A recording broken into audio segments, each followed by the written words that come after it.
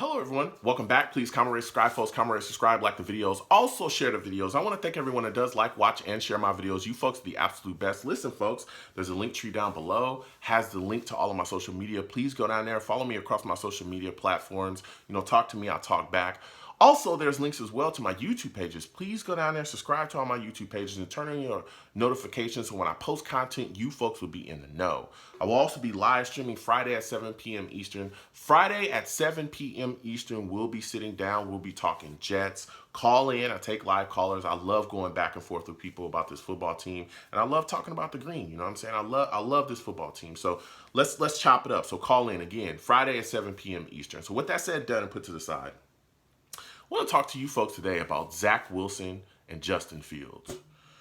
Man, these two players, these two quarterbacks, it's been a really odd period. I feel like the road that, that has been taken to, as far as these two guys being connected to us and just the analysis for these two guys has been very up and down.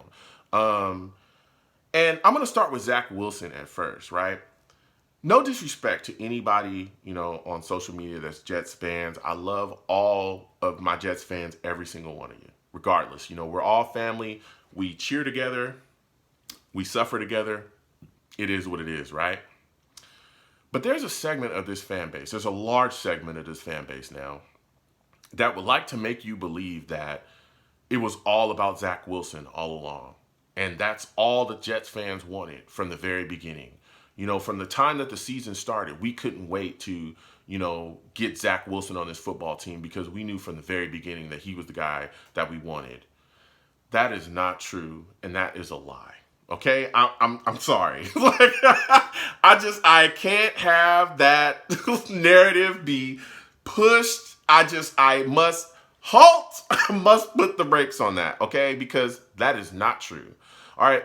There was a full-blown campaign this season when we were losing games, right, to tank for Trevor. Okay, that was literally the tank. Everyone, get on the tank. Oh, I'm the general of the tank. Like that literally was happening. Okay, and I can tell you this because I wasn't a tank guy. I wasn't. I said, hey, let the team go out there, put his best foot forward. Whatever happens, happens. But I don't want to see us purposely go out there and lose games. And I'm not going to cheer for my team to lose. And there were other people that bashed me for it, and there were other people that were saying it doesn't matter. We need Trevor Lawrence. Now the mindset behind that was Trevor Lawrence is the only quarterback in this draft upcoming, right, that's going to make a bit of a damn difference. He's the only guy that we want, and we will do whatever it takes to get him. That was the mindset behind that. And you can go back and look at that stuff, right? On social media, those are all facts, right? So it was tank for Trevor, tank for Trevor, tank for Trevor, right? Then when we lost the first pick because we won some games, people went nuts. And they were going, Jets, what have you done? You've lost the ability to get Trevor Lawrence, right? People literally attacked players on the team that celebrated the win. Our punter, man, they attacked him for celebrating the win. They attacked Mekhi Becton, our starting left tackle. At the time, he was a rookie. Phenomenal player. They attacked him because he celebrated the win. They called him ridiculous. They called him out of line. That's a fact. There were people that literally were retweeting him and saying that he was out of line for celebrating the win. His first win of his rookie year. They went as far, okay? There's people on Jets Twitter that literally went as far as to attack his mother for celebrating the first win of her son's career. That's a fact. I'm not lying about those things. You can go back and look it up, okay? Like, that's how far it was going, all right? Because we lost Trevor Lawrence. And now everyone's going, hey, it doesn't matter that we can't get Trevor Lawrence because Zach Wilson is now better than Trevor Lawrence. How did this happen? I'm confused. I'm confused. I don't know how this happened. How did this happen? How did all of a sudden we're saying, oh, okay, well, Zach Wilson is way better than Trevor Lawrence, and Zach Wilson is actually the best quarterback in the draft, right? Okay, Jets social media, I get it, all right? Everyone has their own analysis, but to say that you wanted Zach Wilson from the very beginning and that was what everybody in the fan base wanted, that is not true. That's not true. When I look at Zach Wilson, I say to myself, this kid's got talent. He's extremely talented. I'm not taking anything away from this kid. He's got some stuff. For me, the thing that really stands out for him, the arm strength. Whoa. Whoa, like, whoa, you want to talk about a guy that makes things look just like it's just nothing to him. He can, I mean, he can sling the football. When he throws, it just gets out of his hand, gone. Easy. All right. He was making throws during his pro day. Okay. And I know that that's in shorts and shirts and people don't care about that. I get it. But he made a throw going to his left and he sailed it back to the right. It was unbelievable. Like he can chuck the football around. He's got an arm. Point blank period. He even made throws, during the season at college that were phenomenal. He's got what it takes as far as arm strength, to be in this league. But there's other questions about him as well that I'm wondering why the fan base is no longer asking, right? There's some questions. You look at the situation that he had in college at BYU, and I'm saying, man, they had a really soft schedule, dude. They put together a solid season, but it was a really soft schedule. They didn't play anybody in the Power Five, nobody.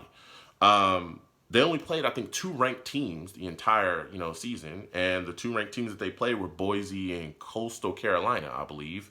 When you look at the level of, defenses that he's playing against, you would say, okay, well, who are the guys that you're playing against? He's only played three defenders, only three. He's only played three defenders that are going to be in the top 200, And even the guys that he played, the three that he played that were in the top 200, none of those guys are considered as first or second round picks in this draft.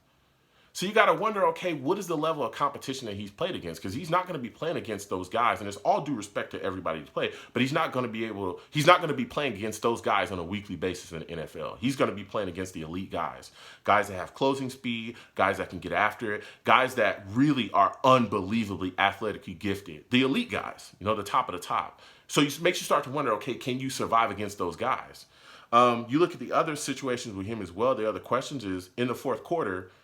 Is he clutch? Can he get it done? Because when you look at his fourth quarter, especially in 2019's, let me tell you, he struggled. 6 interceptions and 0 touchdowns. Whoa.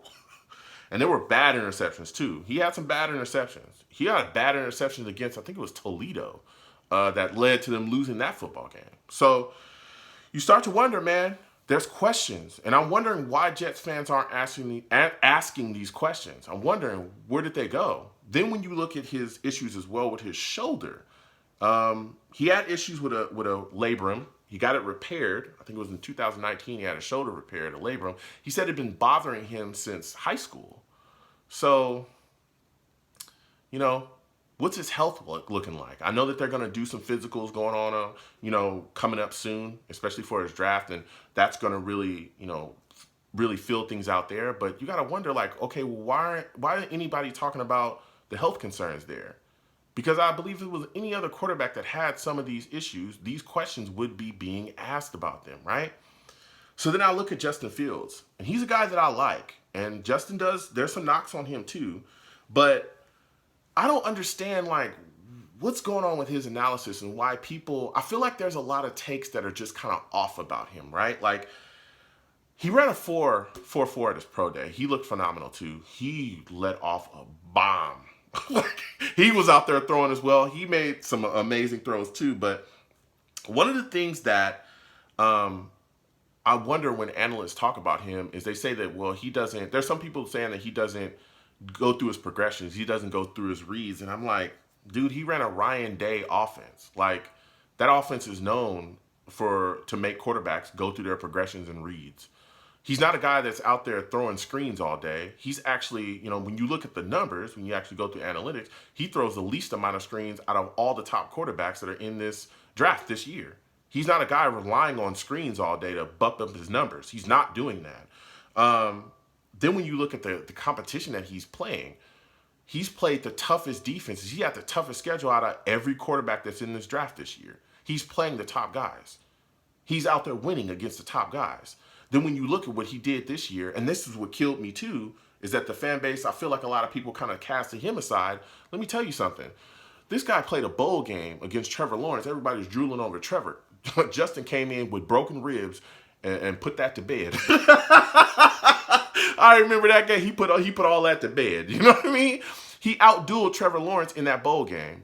And I'm telling you, the humbug about him was flying around too. Oh, this guy's a second round pick.